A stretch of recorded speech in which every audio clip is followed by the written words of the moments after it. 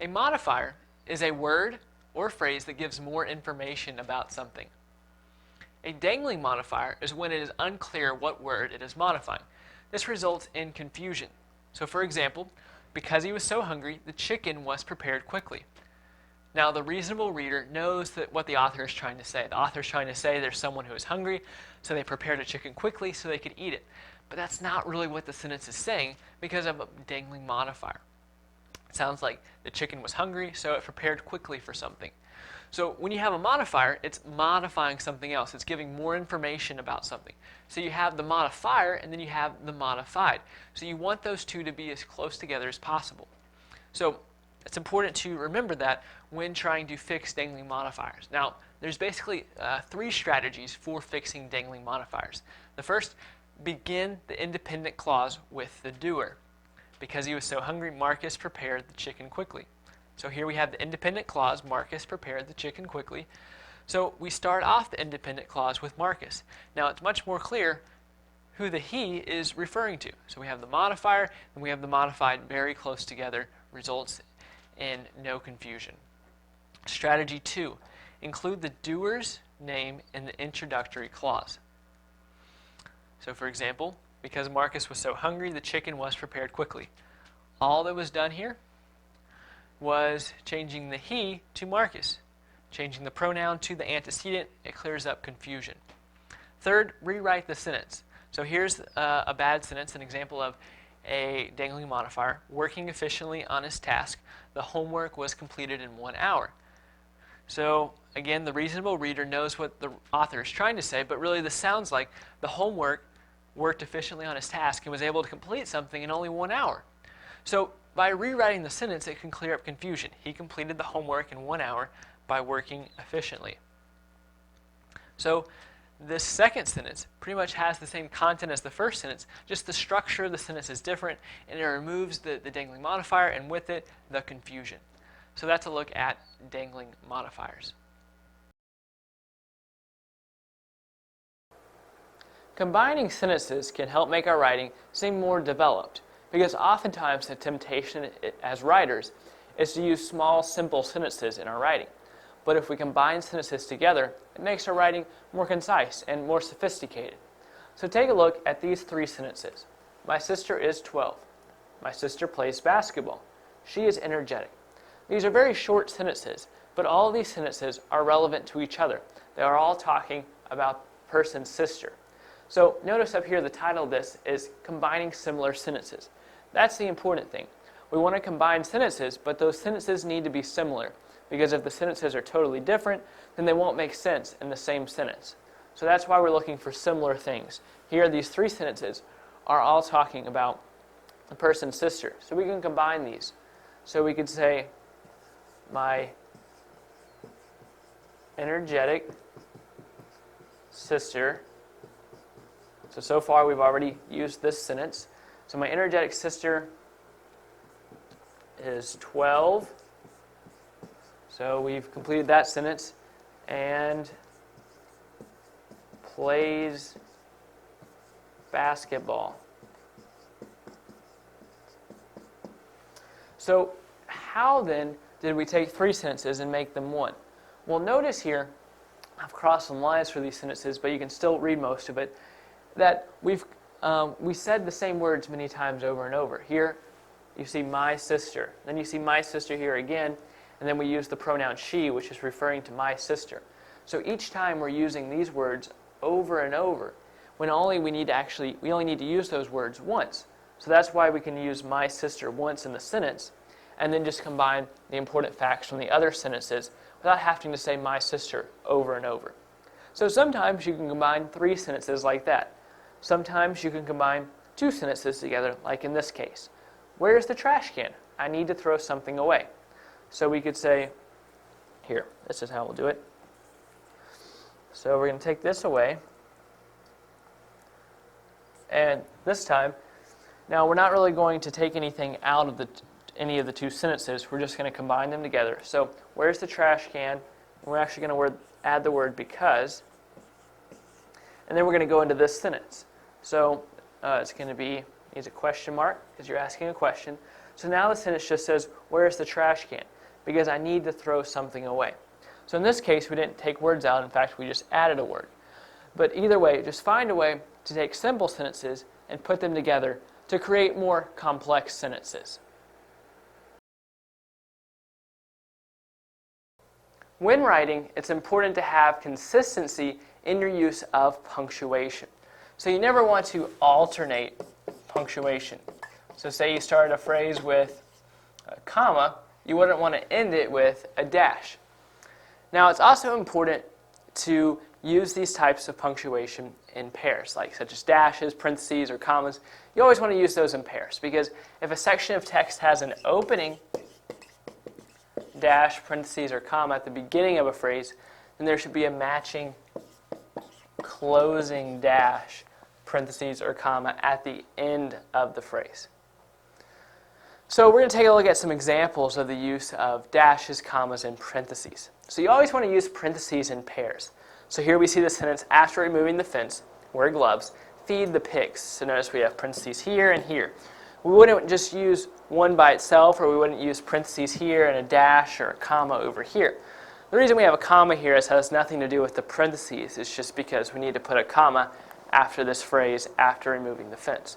So we always use parentheses in pairs. Now, we also always use dashes in pairs. Now, say we had two words like long-term projects. Here we would hyphenate long-term and put a hyphen right there. So a hyphen is different than a dash, but to us they often look the same and we kind of get them confused. So right, with a hyphen, you're just going to use it by itself there. But with a dash, you're always using it in pairs. But I just wanted to point that out so I didn't confuse you. So here we have the sentence, the two guys wearing hats, Brian and Andrew, play football. So we have a dash here, setting off Brian and Andrew, and then we have another dash to end it. And then with use of commas, sometimes we need to use them in pairs. As a general rule, we do use them in pairs. So like after the game we went to eat, notice we only have one comma. But let's go ahead and look at this sentence. My friend, the guy in the green shirt, plays baseball. And I need a period right there. So right here we see a comma, and we see another comma, because it's setting off this phrase right here. So we need two commas, because commas often set off certain phrases that don't have to be there, because we could just say, my friend plays baseball. But we use two commas here. Now the reason we only use one is because technically the other comma would go before after, because we could just say we went to eat, but we're adding in after the game. But it would be silly to put a comma at the beginning of a sentence. It works the same way if this sentence was reversed. If we said we went to eat after the game, we'd put a comma before after, and we just put a period after game instead of another comma. So usually you're going to use it in pairs, but there are exceptions. Then many times you use commas for items in a series, like I enjoy playing basketball, baseball, football, and soccer. I'd put a comma after all of those different sports. Well, in that case, I would only end up with 3 commas instead of 4. And so that's an odd number. So they're not always going to be used in pairs when you use them for items in a series. So again, make sure you don't alternate punctuation, and make sure that if you're using dashes, parentheses, or commas, that you have the punctuation to open up the phrase, and you have the punctuation there to also close the phrase. Fragments and run-on sentences. A fragment is an incomplete sentence or thought that cannot stand on its own. And it can't stand on its own and is incomplete because it's missing either a noun or a verb. So let's look at some examples of fragments.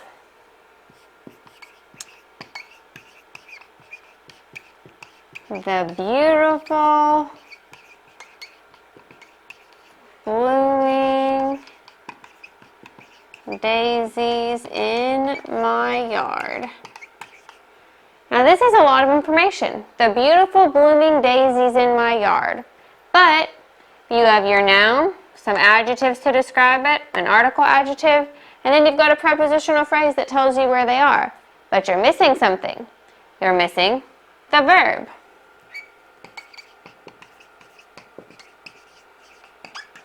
So this one is a fragment. So you can have a longer sentence or a longer fragment that looks like a sentence and still have it be a fragment because it's missing either the noun or the verb. So we had our noun, but we were missing our verb. So even though it looks long and looks like it could be a sentence, don't be fooled by the length of a fragment, because just because a phrase is long doesn't mean it's a complete sentence. Let's look at another example.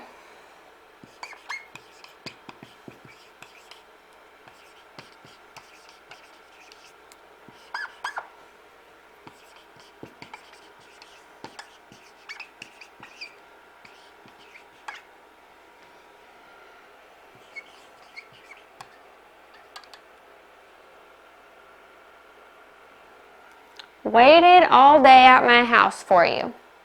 In this sentence, we have an action, waiting, so we've got our verb. All day at my house for you. Well, you see some pronouns in there, but there's no noun. There's no subject of this sentence, so you're missing a subject noun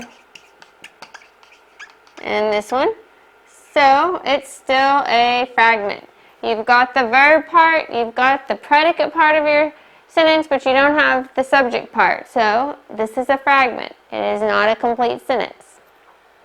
So when you're looking for fragments, look for either a missing verb or missing noun, because if you're missing one of those, then your fragment cannot stand on its own and will not be a complete sentence. In your writing, you'll need to revise this, you need to revise these, and often you can just add a little bit to a fragment to make it a complete sentence. The beautiful blooming daisies in my yard look so nice this time of year. Smell wonderful. Are going to win the contest. You can finish the sentence in any way. Waited all day at my house for you. You could say, we waited all day at my house for you. I waited. My mom and I waited. It's a little bit more limited what you could put at the beginning of this sentence because we've got my and you for pronouns down here, but you still have options, and you could easily turn this fragment into a complete sentence. Now let's look at run-on sentences. A run-on sentence is a sentence that should be written as two sentences. It's too long. It contains too much information and is confusing to the reader. And if it's running on and on and on, then it's likely there's not correct punctuation and there's too many nouns and too many verbs crammed into one sentence. So you need to break it up so that you've got separate complete thoughts and it's easier for the reader to understand. Let's look at these examples of run-on sentences and then correct them. I couldn't believe it when I heard that there were going to be thunderstorms tomorrow. I was planning on having a barbecue outside to celebrate summer. This is a lot of information, so we need to see where one thought ends and another one starts so that we can split it up. I couldn't believe it. Well, we want to know what she couldn't believe. I couldn't believe it when I heard that there were going to be thunderstorms tomorrow. So all that is one thought. So we're going to separate this and put a period, and we would need to capitalize the next letter, but since it was I, it was automatically capitalized. I was planning on having a barbecue outside to celebrate summer. Now we have two complete sentences. They're separate, it's not too much information in each sentence, and it's not going to be confusing to the reader. I couldn't believe it when I heard that there were going to be thunderstorms tomorrow. I was planning on having a barbecue outside to celebrate summer. So now, it's not so confusing. It doesn't just run on and on and on. We didn't have so many subjects and so many verbs in one sentence. Now we've separated it out and made it easier for the reader to understand right away. Let's look at our next example. John and Mary had so much fun they went to the fair and rode rides and ate cotton candy. Now this one, we need to find where we need to split it up.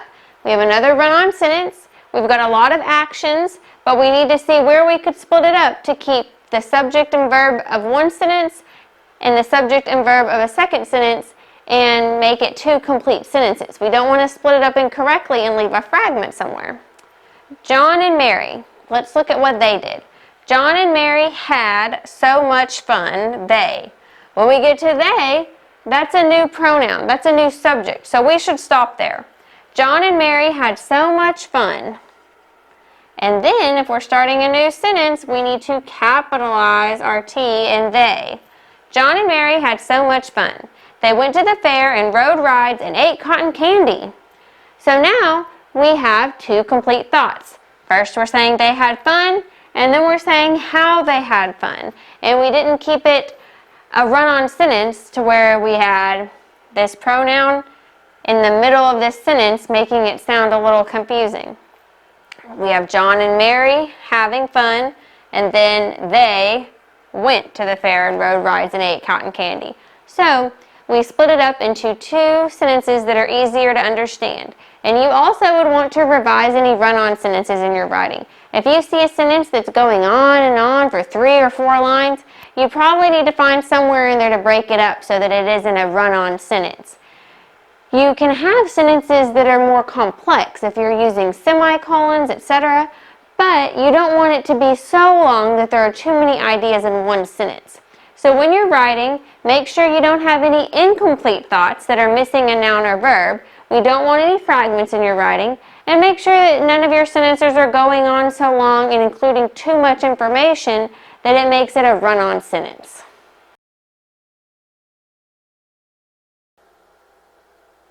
An introduction is a vital part of a paper because it sets the tone for the rest of the paper, and oftentimes a reader will decide to read past the introduction only if the introduction is well written. So it's very important that you put some thought and effort into the introduction.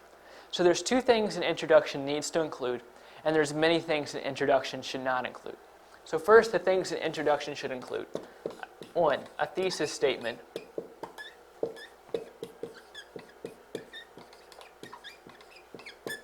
And 2, an attention getter.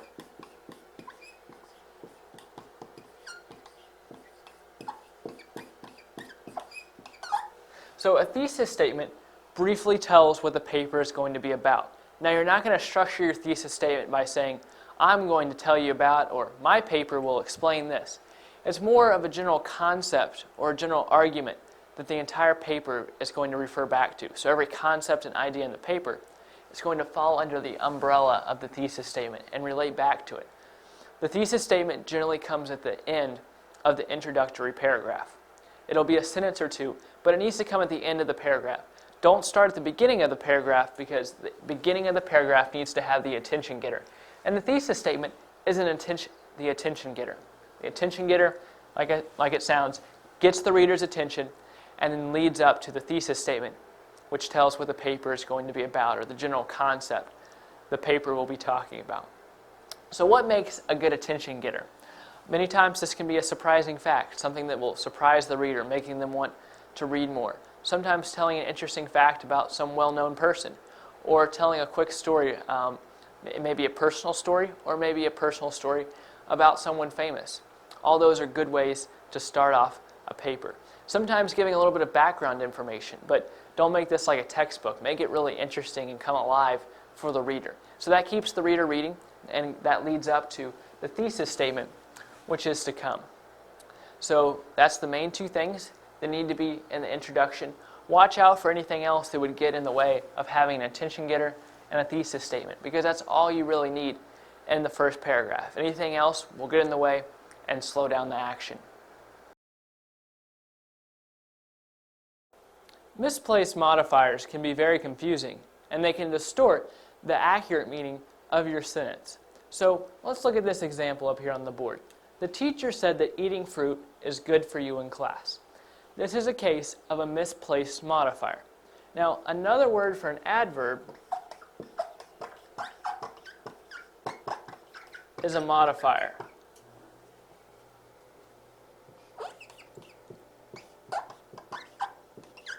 So I'm going to write up here on the board, adverb equals modifier.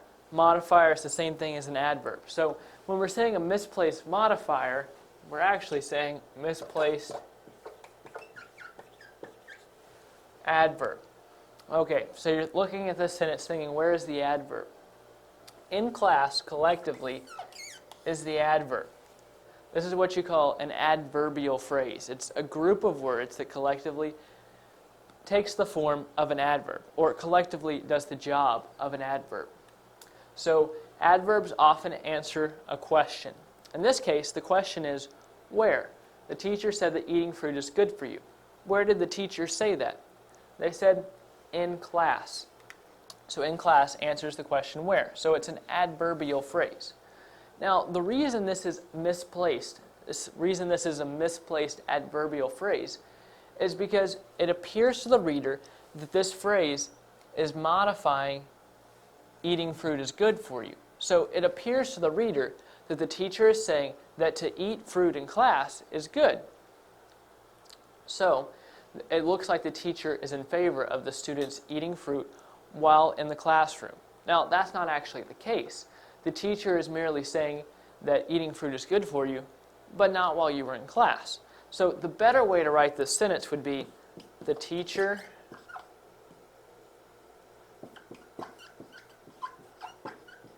said in class that eating fruit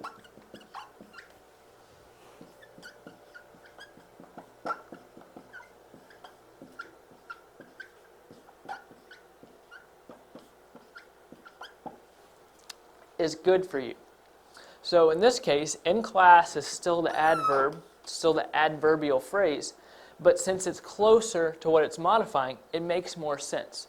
So whenever you are writing, make sure that you put the adverb or the adverb clause or the adverbial phrase, whatever word or group of words that's modifying something in a sentence.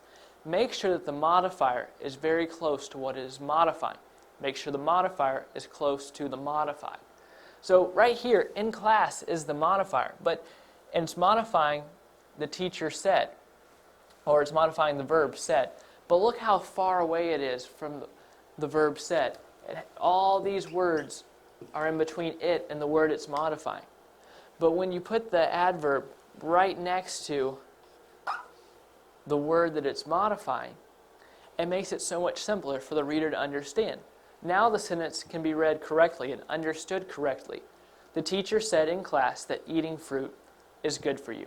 So remember, when you're writing, make sure that you don't misplace the modifier. Parallelism. Parallelism means writing with a parallel structure. That means all nouns, verbs, and phrases should have the same structure. Let's look at some examples to see what that means. In example 1, John runs fast and plays hard. There we have multiple verbs, runs and plays. So they should be parallel. They should have the same structure. And both runs and plays are simple third person present tense verbs. So they are simple verbs. They don't have any suffixes. They're third person. We're talking about John. You're not saying I did this. You're saying John did this, talking about someone else. And it's present tense. He's running and playing right now. He runs and plays in the present. So they agree. Both runs and plays are simple third person present tense verbs. So they have parallel structure. So this one is good. Let's look at example 2. My hobbies are playing the piano, running marathons, and reading books. So we have 3 phrases there, but they all start with verbs. So let's look at those. Playing the piano, running marathons, reading books. This sentence also has correct verb structure. Playing, running, and reading are all present tense, and they all have ing as a suffix for them. If this sentence didn't have parallel verb structure, it would seem awkward and disjointed. Think about it. If it said, my hobbies are playing the piano, run marathons, and read books, it wouldn't make sense because you've got one with ing, one that's present tense, and one that's past tense. They all have to agree. They all have to have the same structure. They need to be the same tense. They need to be the same, have the same suffix, or all not have a suffix. And all these things are important whenever you're writing a sentence that is more complex than just something with one subject or one noun and one verb. If you have multiple nouns, verbs, or phrases, you need to make sure they have parallel structure. So again, this one was good, but if it wasn't, it wouldn't sound very good. It would sound awkward and disjointed. Let's look at example 3. When we went to the beach, we spent the whole day swimming in the water, building sandcastles, and we took walks on the beach. This one was another one with 3 verb phrases. When we went to the beach, we spent the whole day swimming in the water, building sandcastles, and we took walks along the beach. Swimming and building are both present tense with ing endings, but took is past tense. It does not have the ing, and it makes our sentence sound disjointed. So this one needs to be revised. So let's talk about some ways we can do that. We already have swimming and building, so we could make that last phrase agree with the first one. If we do that, we could say, we spent the whole day swimming in the water, building sandcastles, and taking walks along the beach. And that is one correct way to fix this. Now, that isn't the only way. Let's look at another way, because whenever you're trying to find parallel structure, you don't necessarily have to make it all match the first verb that you come to or the first noun that you come to. You just have to make them all have the same structure. So if we took them all out and we came up with a different way, we could say, when we went to the beach, we're going to take out even more of it to make this one make sense. When we went to the beach, we swam in the water, built sandcastles, and took walks along the beach.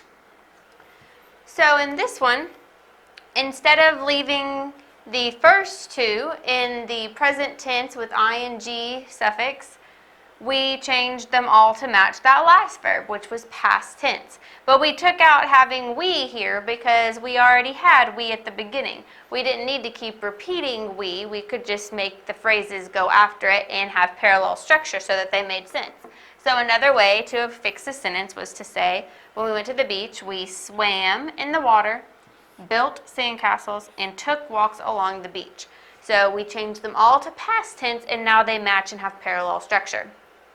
So now we've revised it, and it's good.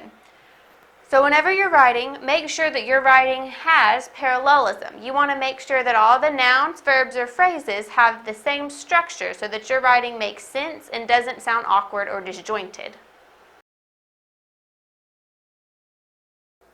Forming the possessive form of a word can be difficult, so I want to try to shed some light on how to make words possessive by looking at some examples up here on the board. Take a look at this first sentence. The sun's rays. So the root word here is sun. We're talking about the sun. So to make this word possessive, we just add an apostrophe and an S to show that the rays belong to the sun. It's the sun's rays. So most words can be made possessive by simply adding an apostrophe and an S. However, some words aren't quite so easy. So take the word house, the house. Now if we want to talk about the doors in the house, then we would say the house's doors. So how do we make the word house possessive?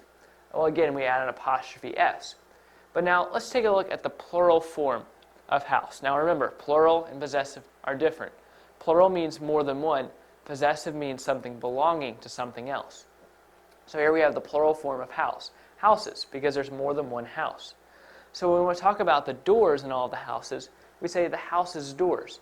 But this time we add just an apostrophe to the last S. We wouldn't add an apostrophe S right there, because anytime you have a plural form of a word that's possessive and it ends in S, you just have an apostrophe at the end. Now notice I said only if the plural form of the word ends in S do you just add an apostrophe. Because look at this word, children. See, children means multiple childs, like there's more than one child, so children. So children is plural. However, we still add an apostrophe S here, not just an apostrophe. Why? Because children doesn't end in an S or a sound that sounds like an S. Let's take a look at one last example to help you understand these concepts. We have the word bass, like a fish, okay? So if we want to talk about the mouth of the bass, we would say the bass's mouth. So how would we spell that?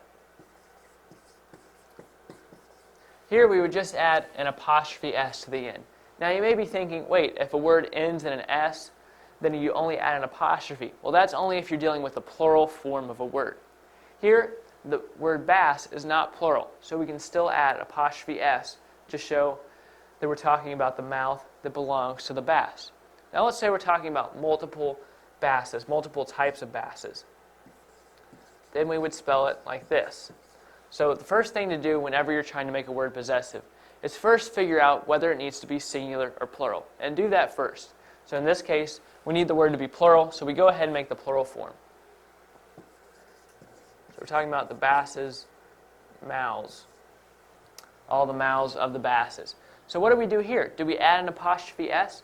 No, because remember, when we're dealing with the plural form of a word that ends in S, we only add an apostrophe to the end. So here we're just going to add an apostrophe like that. So the important thing to remember is that generally you can just add an apostrophe S to the end of the word to make it plural. However, sometimes you're going to have to do a little bit of different work to make sure it's plural, and sometimes that means just putting an apostrophe at the end and not adding an additional S. Pronoun-Antecedent Agreement. The antecedent is the word that refers back to the pronoun. And the antecedent must agree with the pronoun in both number and gender. That means if our pronoun is singular, then our antecedent must be singular. And if our pronoun is plural, then our antecedent must be plural. Likewise, if our pronoun is feminine, then our antecedent must be feminine. If our pronoun is masculine, the antecedent must be masculine. Or if it's gender neutral, then we need to have a gender neutral antecedent. So let's look at some examples. He left blank coat at school. Our pronoun is he. He is both masculine and singular, so we need a pronoun that fits that. He left his coat at school. His goes along with he because it is both showing masculinity and singular. They walked blank dog around the block. Our pronoun is they. They is plural and it's gender neutral, so we need an antecedent that will match that. They walked their dog around the block. Their is gender neutral and it is plural, so this antecedent fits the pronoun. She wore a blue dress to blank senior prom. Our pronoun is she, and so we need something feminine and singular. She wore a blue dress to her senior prom. Her is singular and feminine. Let's look at the next one. Everyone must turn in blank homework by 8 o'clock. Our pronoun is everyone, and this one's a little trickier because everyone, while it's talking about multiple people, is actually a singular pronoun. It's considered singular, and it goes with a singular verb.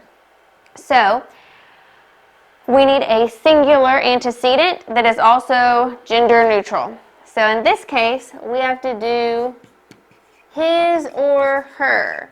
We give options so that the gender isn't defined as either his or her, and it is still going to be singular, whether you choose his or her. Picking just one of those will make it a singular antecedent.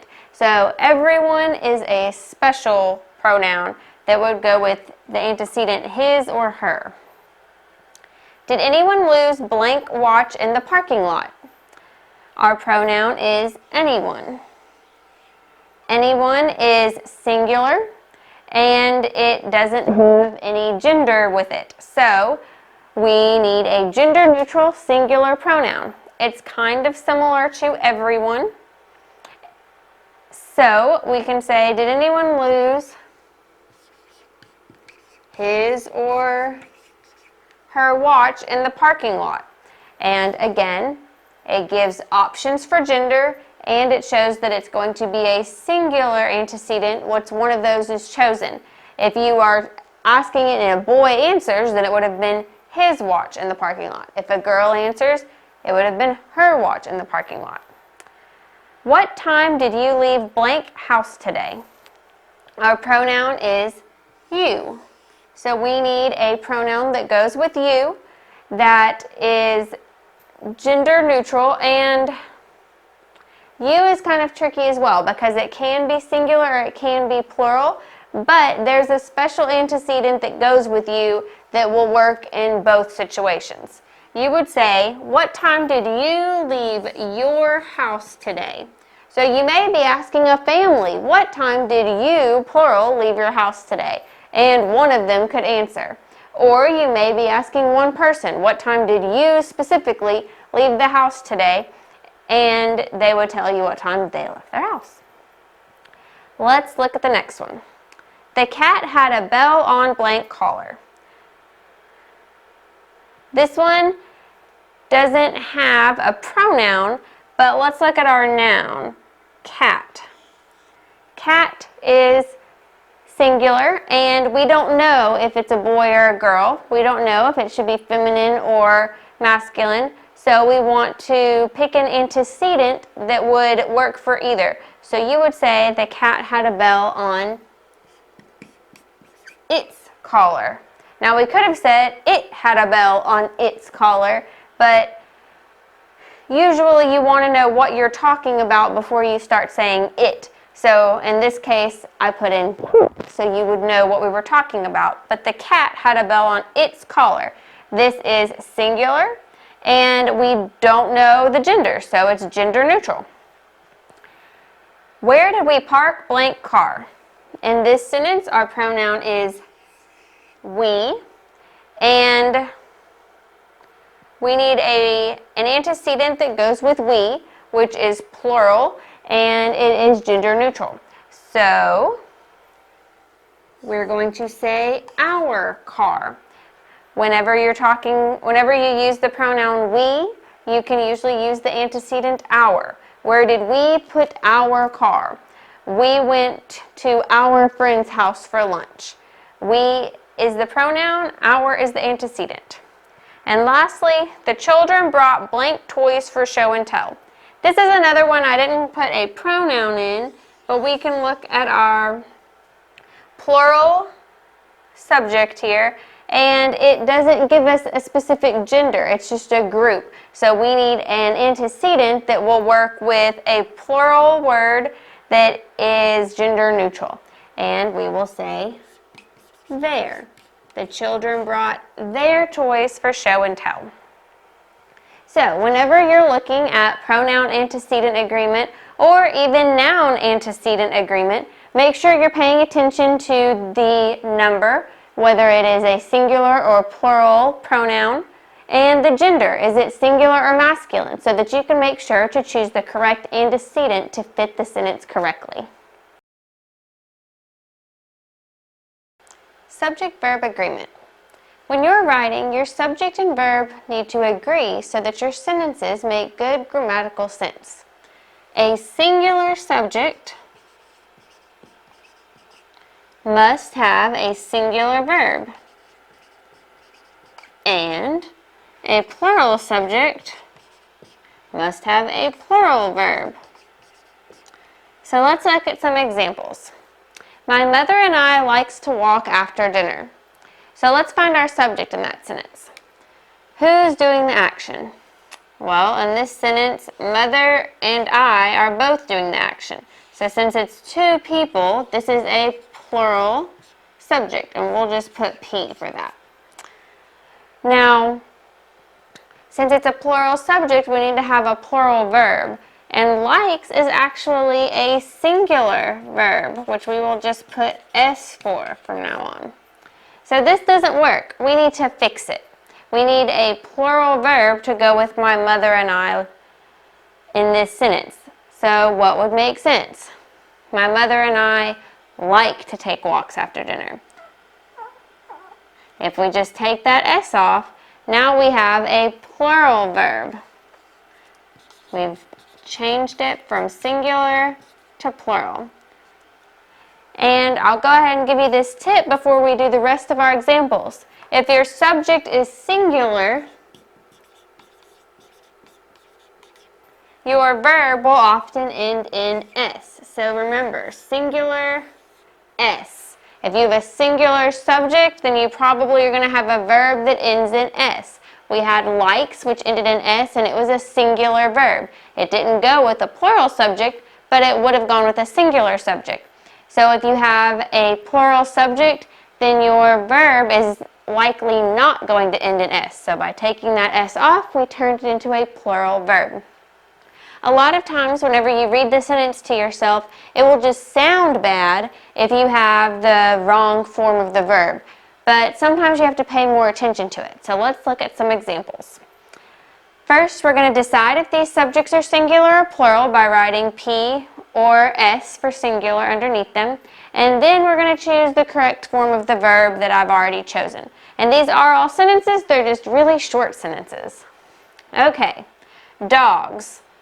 Dogs is plural, so we're going to put a P. That means we need a plural verb. So, using this rule, our verb is probably not going to end in an S. So we can just say run. The form that's here is already the form that would probably work.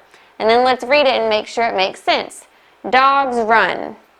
That does make sense. Now you might want to have a longer sentence in your writing. The dogs run quickly down the street after a squirrel. But dogs run is a sentence and it shows just the subject and verb agreement. Okay, now we have dog. Dog is singular. So using our rule, our verb should end in S. So let's put in runs. Dog runs. That makes sense. You could add more to it and say the dog runs down the street. But dog runs will work. Women is singular. Plural, sorry. Women is plural. If we had woman, it would be singular. Women is the plural form. And this one's a little different because it doesn't end in S to let you know right away that it's plural. You have to just know this is the plural form of the word. But since it's plural, we can just put our verb without adding an S and then read it and make sure it makes sense. Women talk. That makes sense. You could say women talk to each other about all sorts of topics. But women talk, it works. Subject and verb agree. Plural subject, plural verb. A frog. Frog is singular, so we need a singular subject. So we're going to put jump with an S, jumps. A frog jumps. That works. Singular subject, singular verb. The book. Book is singular. There's just one book. So we want to add S to our verb in parentheses, making it opens. The book opens. That makes sense. Singular subject, singular verb. Two geese. Geese is plural, and having that adjective two ahead of it lets you know right away it's going to be more than one, so it will be plural. So we can just leave the verb in the form it's in. It does not need an S. Two geese honk. Plural subject, plural verb. Wolves. Wolves is plural. So we don't need the S at the end, and we'll just fill in howl. Wolves howl. That is correct. Plural subject, plural verb. You could add more to it and say wolves howl at the moon, but this is a sentence all by itself, and it's showing you how the subject and verb agree. The black wolf. This one has some more adjectives with it, but it is singular. There's just one wolf. So we need to add an S. The wolf howls. That makes sense. Singular subject, singular verb. Wasps. Wasps is plural, so we do not add an S to our verb. Wasps sting. Plural subject, plural verb. So whenever you're checking subject-verb agreement, make sure that you have a singular subject and a singular verb, or a plural subject and a plural verb. If you have a plural subject with a singular verb like we had to begin with, you need to correct it, or vice versa. If you had a singular subject with a plural verb, you would need to correct it and make sure they agree. And one strong tip for you to make sure that you're choosing the correct verb form is if you have a singular subject, singular, think of that S, then you want to add an S to the end of your verb to make it the correct singular form. Or if you have a plural verb, you want to leave the S off so that it isn't a singular verb. Understanding verb tenses is critical because verb tenses are used to show when a verb took place. So if you use the wrong verb, it makes your writing very confusing. So I'm going to look at 4 verb tenses. I have them written up here on the board. First one is the past tense. Then we have the present tense, the future tense, and the past participle tense. So I want to look at 2 verbs and see what they would look like in the different tenses. So first we have the past tense. Think about the verb walk. What would be the past tense of the verb walk? It would be walked.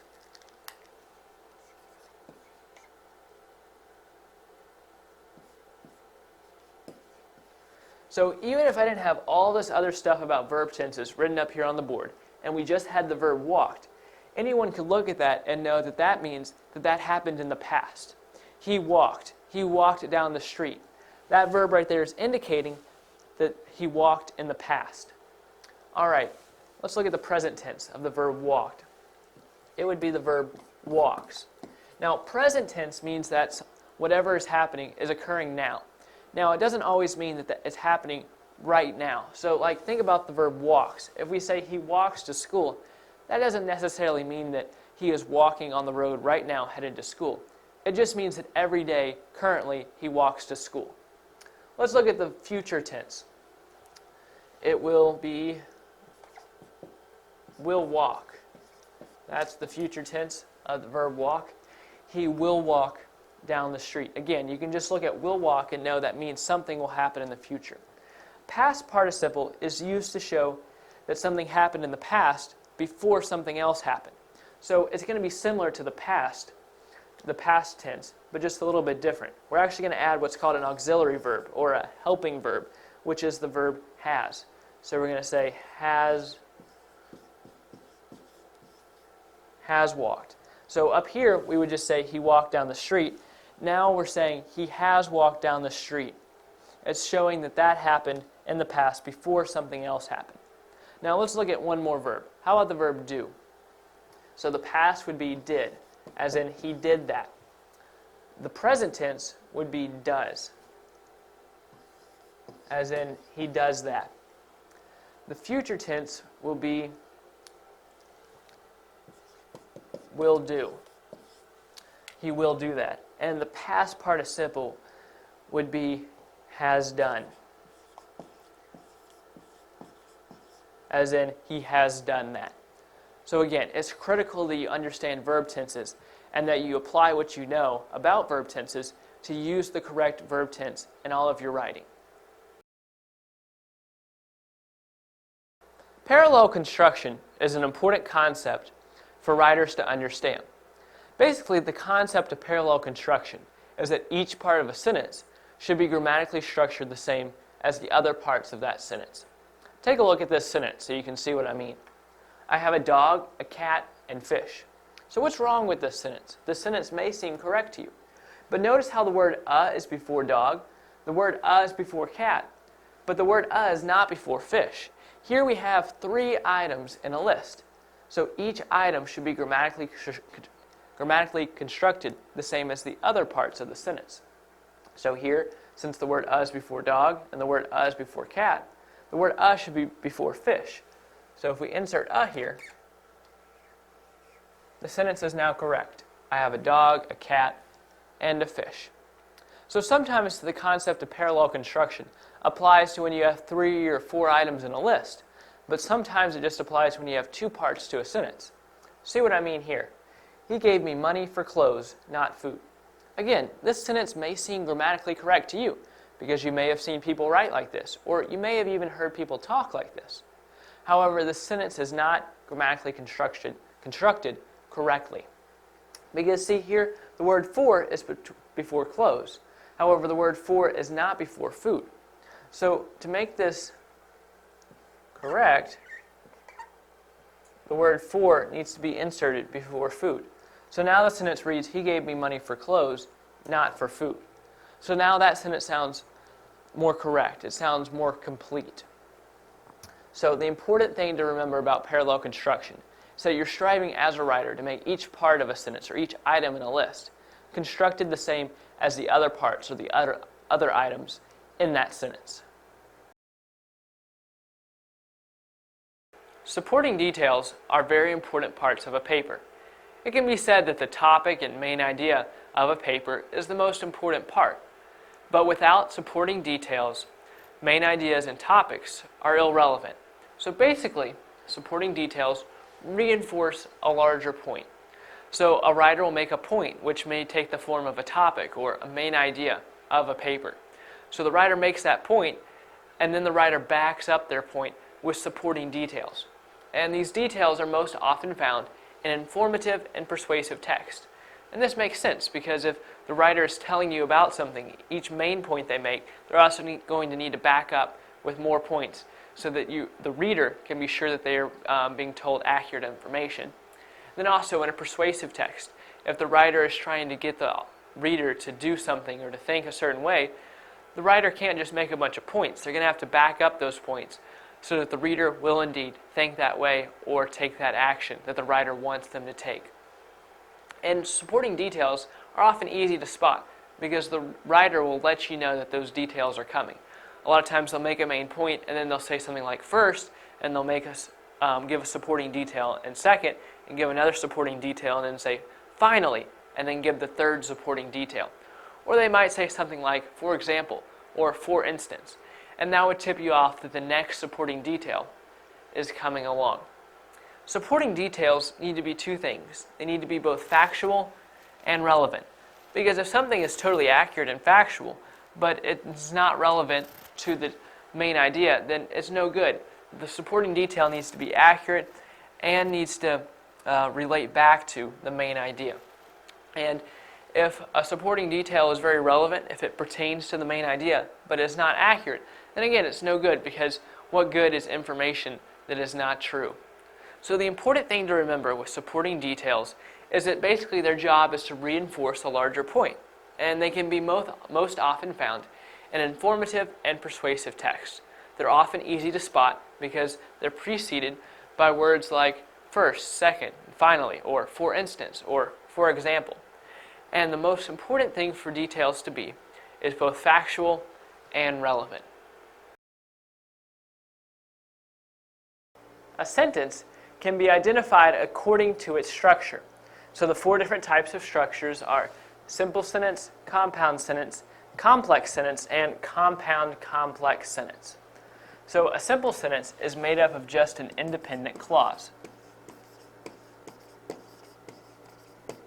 An independent clause is a clause that can stand by itself. So here's an example. It rained yesterday. So we have a subject here, it, and a verb, rained. And so this sentence isn't dependent on anything else to be a complete sentence. It's a sentence in its own right because it can stand alone. It rained yesterday is a grammatically correct sentence. So we call that an independent clause. Now, a compound sentence is made up of two or more independent clauses. And I'm just going to write here IC for independent clause. And so an example of a compound sentence is she likes to eat fruit and I like to eat vegetables. So notice here that we have a subject and a verb. She likes to eat fruit, and a subject and a verb. I like to eat vegetables. So this is an independent sentence because it could be a sentence by itself, and this is an independent sentence because we could just say I like to eat vegetables, and that's a sentence by itself. But notice here we have them joined together by a comma and the conjunction and. And so there's a few ways you can join two independent clauses together. One is by that example right there, by a comma and a conjunction. And so and is a conjunction as well as words like for, but, so, and yet. And then we can also join two independent clauses by just a semicolon. So right here we could take out the comma and just put a semicolon. It's less common, but it's still grammatically correct. And another way is just to put a conjunction with no comma. Now that wouldn't really be grammatically correct in this sentence right here, but I'm going to show you a sentence in a little bit where this would be appropriate.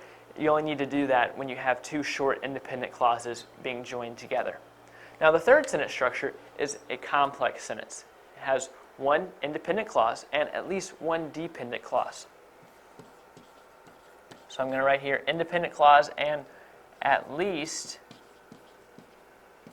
one dependent clause. So an example of that is, because I like to drink milk, my bones are very strong. Now here you see the subject I and the verb like. So you have I like to drink milk. You have a subject and a verb, but this is not a complete sentence. This is a dependent clause because of this word right here, because. If you were to say, because I like to drink milk, that wouldn't be a complete sentence. You need something else to it to finish it out. So that's why we call this a dependent clause, because it's dependent on another clause to be complete. Now here, on the other side of this comma, we have an independent clause. Here we have a subject, bones, and a verb, are. So my bones are very strong, can stand alone. So it's joined together with this dependent clause with a comma.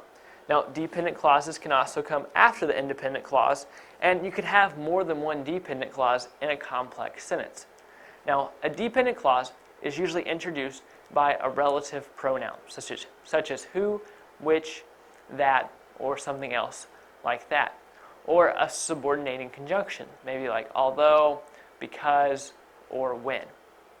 Now, finally, we get to the fourth sentence structure, which is a compound complex sentence, which is two or more independent clauses plus one or more dependent clauses. So we have two independent clauses and at least one dependent clause. And so an example of that is the plane arrived and we took off because we were already late.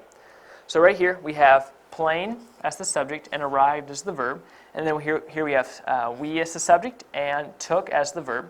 So this is an independent clause right here because it can stand alone, and this is an independent clause. Now, right here we have a dependent clause. Now, again, we have a subject and we have a verb. We and were are the subject and verb here, but this is not an independent clause. If we were to take the word because off, it would be an independent clause. We were already late. But because of the word because, it's now a dependent clause. Now, right here, you may be thinking, we have two independent clauses here joined by just a conjunction and no comma, because what you're used to seeing is a comma right here, which that is appropriate. We could also just put a semicolon right here. That would also be appropriate to join the two independent clauses.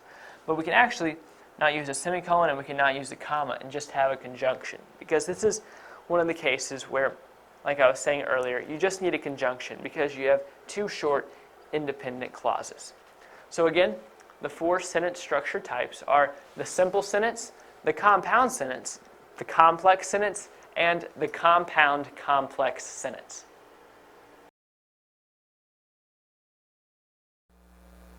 It is important to use different types of sentences. Using different types of sentences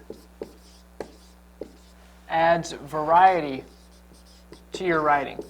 So by using different types of sentences, you make your writing more interesting. It's more appealing to the reader.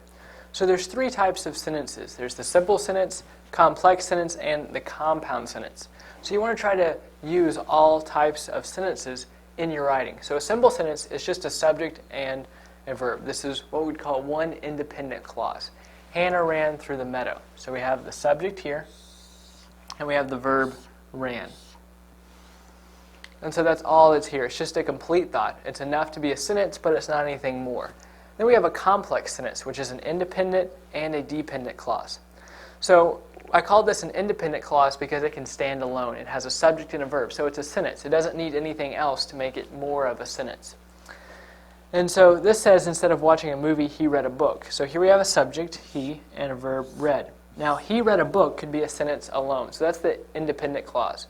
The dependent clause is instead of watching a movie, because instead of watching a movie isn't a sentence. I couldn't just come up to you and say, instead of watching a movie, you'd be thinking, okay, instead of watching a movie, what are you going to do? So this is the dependent clause. So together, the independent clause and the dependent clause form a complex sentence. And then we have a compound sentence, which is two independent clauses. So here we have the sentence, we ate burgers. So we have the subject, we, and the verb ate. And then we ate burgers, or then we ate dessert. So we have we as the subject and ate as the verb again. But these are two sentences, these are two independent clauses, because both of these clauses could be sentences by themselves. I could come up to you and say, we ate burgers, and that would be a complete thought. Or I could say, then we ate dessert. That would be a complete thought. So by joining these two together, we're forming one sentence, but we're forming one sentence out of what could be two sentences. So that's two independent clauses, which makes a compound sentence. So when you use all of these, it gives your writing variety. It makes your writing more interesting. And also, by using different types of sentences, it makes your sentence length differ as well. So generally, your simple sentences are going to be kind of short, and sometimes your complex or compound sentences will be pretty long.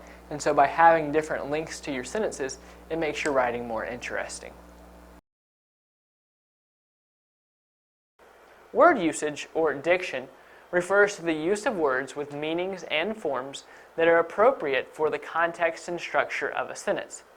So this right here is your goal as a writer, to use words with meanings and forms appropriate for the context and appropriate for the structure of a sentence. Now, a common error in word usage occurs when a word's meaning does not fit the context of the sentence.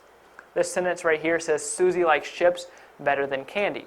Now, the appropriate word here is than, not then. Then is an inappropriate word for the context of the sentence. So it makes more sense to say Susie likes chips better than candy, because than is used in comparisons, while then is used in more of a chronological sense. Like I went to the store, then I ate lunch. Another example would be the cat licked its coat. The correct form is the cat licked its coat. Now, its and its are homonyms, which are words that sound the same but have different meanings. And you may be thinking, anytime a word is possessive, shouldn't it have an apostrophe? Which generally that is the case, and here its should be possessive. But with the case of the word its, you only use an apostrophe when you're talking about the contraction. So right here, the sentence is saying the cat licked it is cold. So that doesn't make sense, so obviously you're not supposed to use the apostrophe. Now, I just mentioned homonyms, and errors in word usage frequently occur with homonyms, which again are words that sound alike but have different meanings.